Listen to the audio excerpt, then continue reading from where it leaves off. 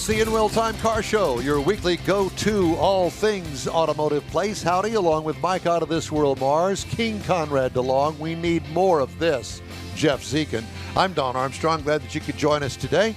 Thank you so much. It is a hot, sticky Saturday out in Houston, Texas. I'm here to tell you. Yeah. Speaking of hot and sticky, here he is, direct from Emmons Motors. Ladies and gentlemen, Mr. Gary Emmons himself. How in the heck are you, sir? Look at you all dressed up and everything. Good to see all of you. And Jeff, I'm glad to see that you finally got a seat at the table. Thank you very much. Thank you. Exactly. How the heck are you, my friend? Oh, everything's good. We are just so busy. We have so much inventory. Oh, that's good. And just, this thing it's a monster. It's a far cry from what it was years ago at a little bitty, makeshift house into an office building on an acre and a half of land, Well, and you say that your inventory is large. I have to ask, that's unusual because used cars are at a premium, both trying to buy them, find them, and then ultimately sell them. Right. Well, we had talked before. Luckily, I have, other members of the family, my 3 other brothers, and they're primarily tasked with buying inventory for the dealership, right? So between the 3 of those, I think currently we're at 857 vehicles in inventory right now. Here. Wow. You're making all the new car dealers jealous. Yeah. I'm telling you. Well, I'll tell you what, if the new car stores need inventory for the used cars, they probably should pick up the phone and call us. Yeah, no doubt about it. Well, I will tell you that's huge. That's impressive. I don't know of a new car dealer in the United States of America that has that many Well, with cars. that kind of inventory, it gives them an option to have a nice spread of utilities, CUVs, SUVs, cars, pickup trucks, and vans and stuff. So, and I know every time I drive by, you usually have a pretty fun selection of Jeeps. We do. We are very well known for our Jeeps and our lifted trucks. But Conrad, you bring up a good point. We'll always try to gauge what we're selling more of. Now, obviously, Jeeps and trucks, and especially, are probably number one seller if you could draw any kind of parallels to, okay, what are we doing day in and day out? Right. But it's interesting when you look at the sales report at the end of the night, how it's such a wide variety of every different thing you could imagine. We've got it and we're selling it. Well, I think that's because of your inventory and your vast amount of inventory. You're probably pulling people in from a further demographic because you do have the inventory. We do. Just this week, we sold three cars in particular that I can remember. All went. One went to Minnesota, one went to Iowa, and one went to California. Oh wow! It's just crazy. So internet sales, I guess. How many people do you have managing your internet sales department right now? Believe it or not, I've got 2 really good guys that really put in the work, and they do a great job. I was going to say because internet sales has become such an integral part of everybody's store right now, and if you've got 2 guys that are able to rodeo that, you got 2 high performing guys doing it. That you got it. And what happens? They're primarily tasked with just getting the inventory online with good quality photos. But obviously, when the phone rings and email leads come in, depending on how many salespeople we have at the time, we always try to staff 15 to 18 if it's possible. They're the ones with the heavy burden of, doing the walk around videos, right. the whether it's Zoom or FaceTime or whatever. They're the one that's really doing all the heavy lifting after the initial finding of the vehicle online. Gary, but I'll tell you. Go ahead. I'm sorry, guys. What I'll tell you, what we have to be careful of. The auction prices are starting to fall a little bit. So here we have a lot of inventory, but you got to be careful because, you have to sell in the same market that you purchased the inventory. And otherwise you're going to be left with a really upside down. Yeah, big time. Right. So I believe if I'm correct, the Manheim auction prices have fallen the last 8 weeks, right? The last 2 months, the prices have steadily declined. Well, in addition to that, the last 2 weeks, they have declined more than they did. I guess they haven't declined that much since they did last fall in the last 2 weeks, if that kind of gives you a gauge on what's happening with the used car market anyway. So you have to have selected the right vehicles for inventory, and you have to turn them so that your inventory stays, I'll say, in sequence with your purchasing, again, so you don't get caught upside down and stuff. So that's pretty important. You got to have some smart folks buying, paying attention to what the market's doing. Automotive News here just recently published a story about car dealerships, with lack of a better term, all car dealerships, and turning used car inventory. And I did not realize that in refurbishing these used cars, that having them in the shop more than 2 days is not kosher. They need to get those cars in the shop, get them repaired, get them cleaned up, get them ready to resale within 2 days. Otherwise, they're losing money. Yeah. In a perfect world, yes. I've got a friend of mine that owns a couple of dealerships in Louisiana, and we were sharing stories. He's actually another fellow racer. We were sharing stories about how long does it take you from the time you acquire the vehicle to the time it makes it to your front line. He said if he doesn't make his within 3 days, he's really trying to demand answers, right? Right. Ours is just because we have so much going on, it's a lot longer than that. But for example, right now, I have 157 vehicles in line just for detail. We had to hire an outside detail company to come in to assist our 15 detailers that we currently have on staff. Wow. Just to keep up. So it's always a heavy push. If you have to be paying attention the entire time, or you're going to lose a lot of money. Well, not only that, but I mean, you've got to be able to do a good job so when the car gets up to the front line, that it is prepared just like all the rest of them and ready for sale, and they don't have, ripped upholstery or a bad carpet in or even them. just dirty. I mean, dirty. It's got to have that wow factor when they open the door. You don't want it to have a funky odor either, you know. Yep. Yeah. Back before COVID hit, the brothers that were going to the actual auctions, talking to other dealers there that were buying vehicles for their lot or buying as wholesalers for somebody else's lot, they all made fun of us because when we would discuss about who was looking at what car and what they were going to bid on it, right, we would have more reconditioning costs than they would factor on the same car. And then they would say, what are you talking about? So we would compare reconditioning notes. And they laughed like, you guys do all that? You're crazy. We don't do any of that. We just put it on the front line. Well, and I think that's why our reputation has followed us year after year after year, because people know that when they buy a car from our dealership, they know the quality they're going to get. Right. I don't believe in selling stuff with ripped upholstery, worn out tires, bad brakes. We probably do even more little cosmetic touch up on the paint more than we should. If the bumpers have a little bug spray, a lot of guys, they'll just, because it won't show up in pictures, right? They'll just leave it, put it on the front line and let it go. We won't. We won't paint the bumpers on the car. We'll take the bumpers off the car, spray them, and put them back on, because that's the way we'd want it done if it was our own personal car. And it's that quality of car that you deliver to your customers is what brings them back. And I have to chime in here and say, to me, I would rather pay a little bit more money for that kind of detail. Mm-hmm. I'm spending a lot of money on a car, $20,000, $30,000, even $40,000 on a used car. That's a lot of money. I want to have the bumpers looking good. Yeah, it's the value. You're right. Not only the value of the service that you get. Keep in mind, at our dealership, we do the 300-mile low price guarantee. So not only are you still getting the level of service and the quality of the pre-owned car, but you're also still getting it at a price. If you give me an honest comparison and go apples to apples, I'm still going to be cheaper than the guy down the road that needs a little bit more money, a little more TLC invested in it. Yeah. So with your 800 plus vehicles in inventory, roughly, and I know it kind of moves around, how many do you sell a month? Last month we sold just a little shy of 285 cars, and that's retail. That's not wholesale stuff. Okay, so you're turning your inventory a little bit less than every 60 days. Correct. Okay, which is market.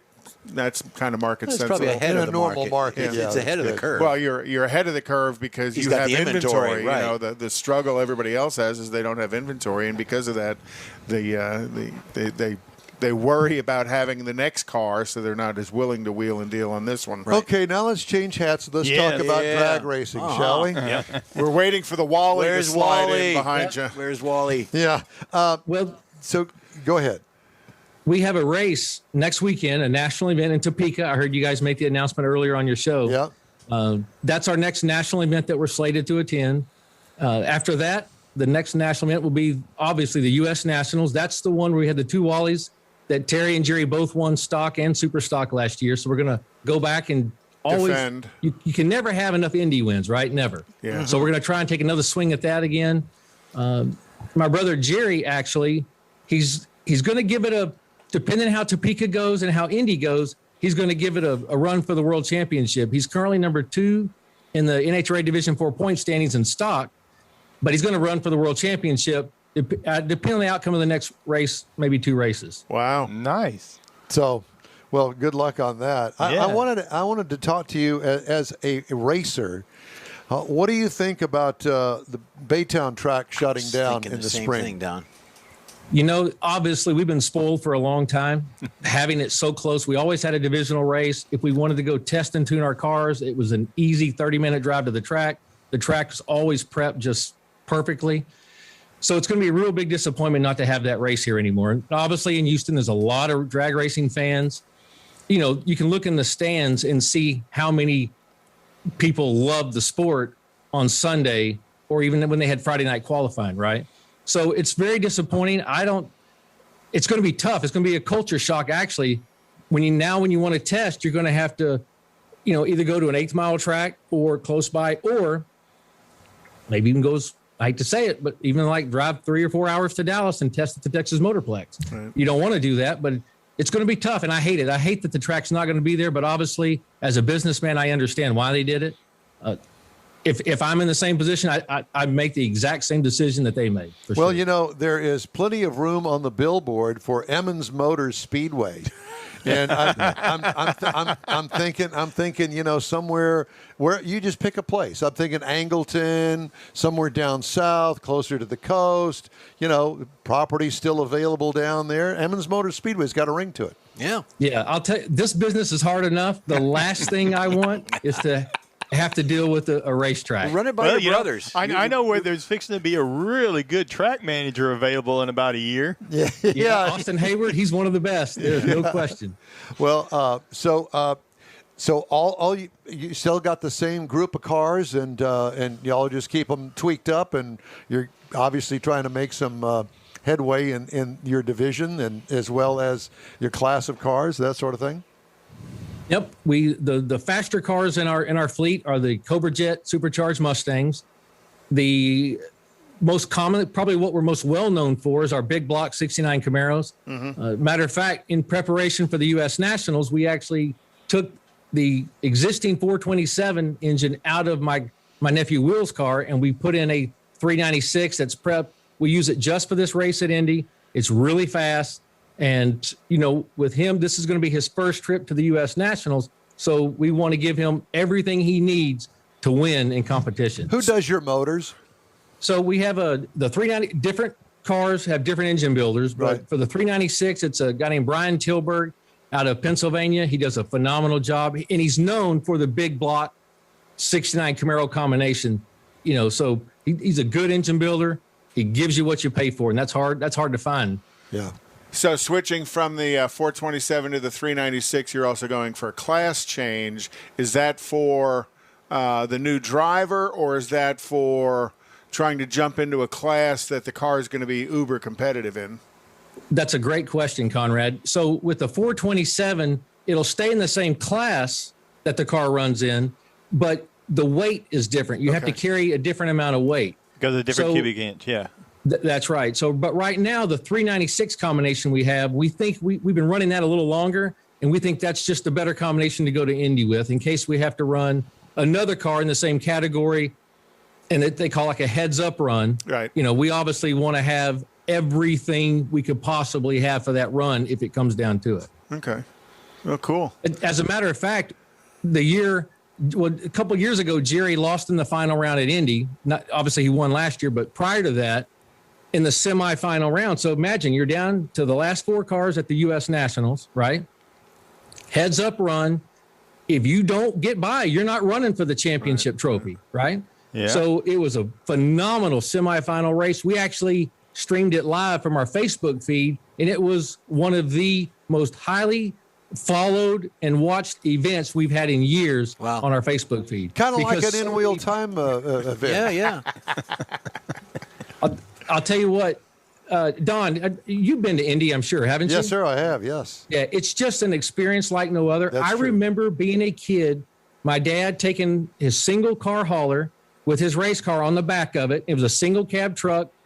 I remember standing out with him by the curb with his suitcase. He put the suitcase in the race car, and 2 of his buddies rode with him. 3 guys in a single cab truck all the way to the U.S. Nationals. And that truck wouldn't go over 55 miles an hour, right?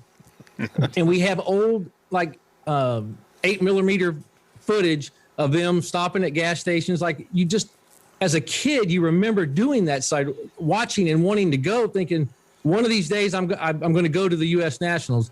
And for us to have had the level of success that we've had there is just, I can't even put it into words how wonderful it is. Think of how many people have gone through the years wanting a trophy, and you guys have brought home more than one. And, that's one of those tracks that when it was built, it was on the edge of town. Now it's in the middle of town, right. kind of like the actual Indy 500, the Brickyard. Oh, not unlike Baytown. There you go. Yeah, kind of. Where the town has grown up around it. And so, that our Pomona, there's a lot of history there. And everybody, listen, Indy is the mecca of drag racing, and it always will be. Yeah, it is. Well, my friend, it's great to talk to you. We thank you so much for joining us today. Good luck on the adventures here in the next month or so. And good luck out there at Emmons Motors. Tell everybody where Emmons Motors is. We are in Webster, Texas, 1423 FM 528, right at the 528 NASA Road 1 exit. We're a quarter mile off the freeway on the left-hand side. You can't miss us. What time do you close today? Today we'll be here till 6, but hours mean absolutely nothing. If the customers are here, we will stay here as long as it takes. There you go. So get in your car and bring it there now. Gary, it's great to talk to you. Thanks again, my friend. Good luck, and we'll see you soon. Yeah, thank you. Good to see you guys. Take care. Bye-bye. Bye-bye.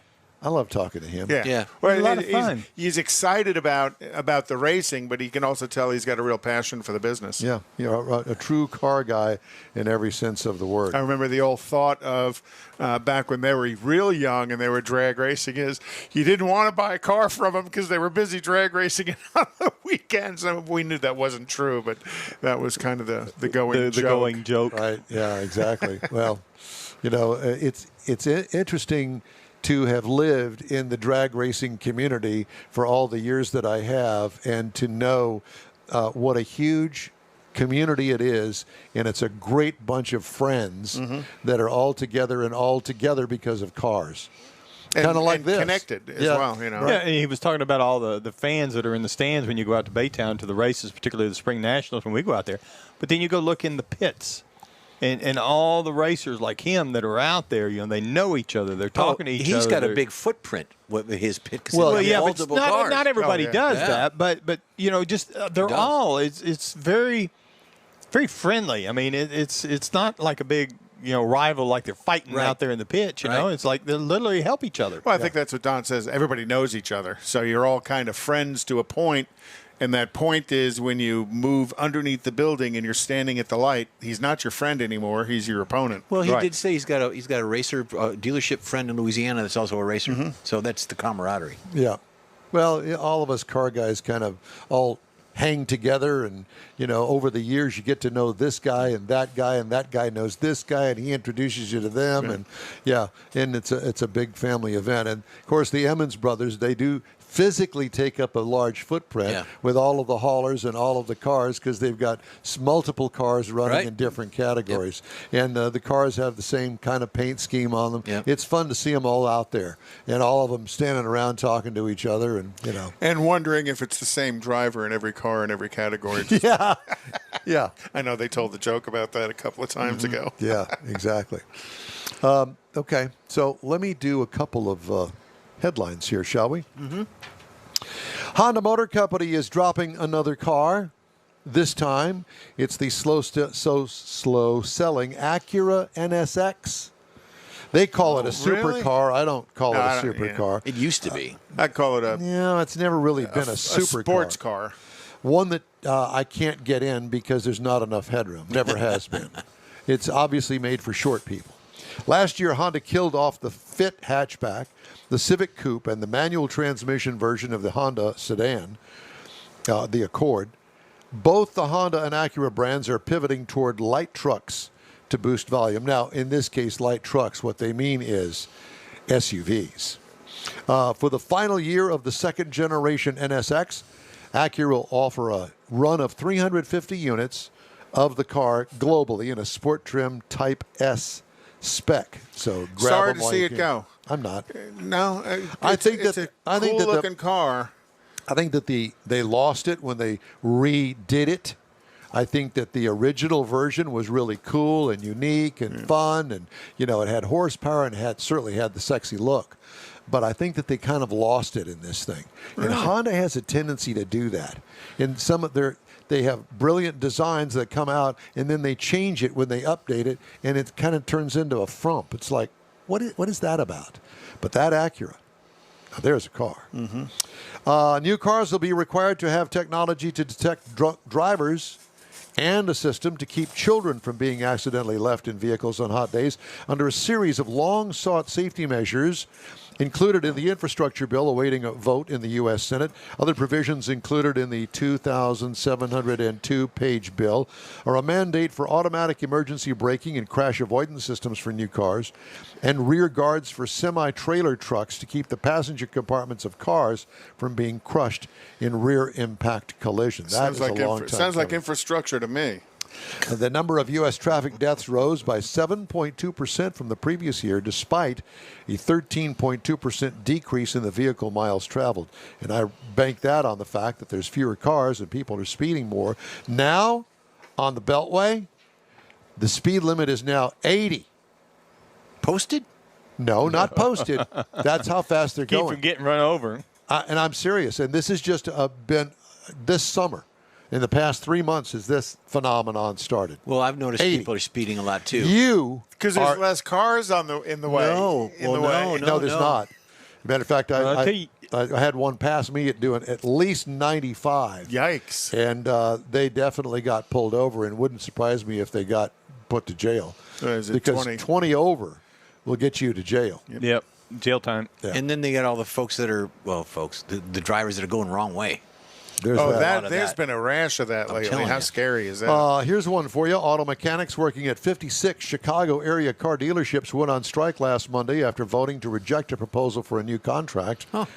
The employees in question work at stores that are part of the New Car Dealer Committee of Chicago of 2021, also known as the NCDC, some sort of, cockamamie union thing. ACDC, that's it. Sounds like a highway to hell. I'm telling you. We're going on the highway to hell. And nobody's going to fix your car on the way. New York International Auto Show has bells. been canceled a little more than 2 weeks before it was set to start as COVID-19 Nice cases timing. spread. And after state and local officials announced new safety measures and a corrupt governor who is groping all of his women friends, it marks the second straight year the show has been canceled because of the coronavirus. When did that Because of the happen? governor. J.D. Power confirmed, they're afraid that he's going to go there and grope all the females. Confirmed that the Auto Forum New York, scheduled for August 18th, is also canceled. So that's the latest in that department. Good luck on that New York governor guy. And his little brother Fredo. Dude, what Guido. is wrong with that? Guido or Fredo? And they elected this guy to be the governor? And they're probably going to reelect him. What a piece of because trash. he's back up again in 2022. I don't think they'll reelect him. Oh, but I I don't bet think you they'll they kick will. him out. No, they're not gonna. Well, Imagine that. It's been a great show, and we thank you. It has been a good show. So we're going to take a quick break, and we're going to wrap things up here on the In Wheel Time Car Show right after this. Houstonian-owned Bayway Chrysler Dodge Jeep Ram has the most sought-after models in the Houston area today. When you're in the market for a new or used vehicle, you now have a place to go. General Manager Lincoln Stahl guarantees Bayway will beat any competitor's written price on the new vehicle you choose or pay you $1,000. Bayway Chrysler Dodge Jeep Ram is easy to get to on Highway 225 near Beltway 8 in Pasadena. Whether it's online or in person, you're welcome like one of the family. Bayway Chrysler Dodge Jeep Ram.com. Tailpipes and Tacos, Houston's premier monthly car cruise-in returns Saturday, August 21st at 2 Loopy Tortilla Mexican restaurants in Katy and inside the Loop on the Southwest Freeway near Kirby. Tailpipes and Tacos is free and everyone is invited. You'll see collector cars, hot rods, customs, magnificent originals, and resto mods at 2 locations. Cars from all over Southeast Texas cruise in and show off in a friends and family event at the Loopy Tortilla Mexican restaurant on the Grand Parkway at Kingsland Boulevard just south of I-10 in Katy, and inside the Loop on the Southwest Freeway near Kirby. Drag racer, car enthusiast, and Loopy founder Stan Holt brings you Houston's hottest cruise-in. Tailpipes and Tacos at Loopy's inside the Loop on the Southwest Freeway in Kirby, and in Katy on the Grand Parkway just south of I-10, where you'll see the In Wheel Time Car Show. Get your ride ready and we'll see you at the Tailpipes and Tacos Saturday morning cruise-in at Loopy's in Katy and Kirby, August 21st, 8 to 11 a.m., weather permitting. Gulf Coast Auto Shield has moved to a more convenient location. Now you can visit John Gray and his staff of dedicated professionals at their new shop on the South Sam Houston Parkway between Belford and Airport in Southwest Houston. Gulf Coast Auto Shield is the best at paint correction and ceramic coatings.